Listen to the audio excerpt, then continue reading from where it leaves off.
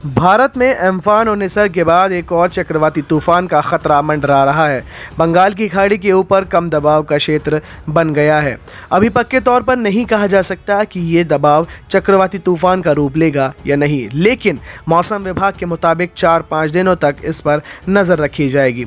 समुद्र में कम दबाव का क्षेत्र आमतौर पर किसी भी तूफान का पहला स्टेज होता है। अगर ये चक्रवाती तूफान में तब्दील नहीं भी होगा तो भी तटीय इलाकों में तेज़ बारिश की आशंका जताई जा रही है। ऐसे में 10 जून के आसपास उड़ीसा में भारी बारिश हो सकती है। मौसम विभाग के महानिदेशक मृत्युंजय महापात्र ने कहा है कि हम दबाव का क्षेत्र अगले सप्ताह उड़ीसा की ओर बढ़ सकता है। उन्होंने समाचार एजेंसी पीटीआई से कहा है कि कम दबाव एक प्रकार का चक्रवाती प्रवाह होता है और किसी चक्रवात का पहला चरण होता है। हालांकि ये ज़रूरी नहीं है कि कम दबाव का क्षेत्र हर तेज़ होकर चक्रवात बन जाए, लेकिन हमारी इस पर नज़र पूरी रहेगी।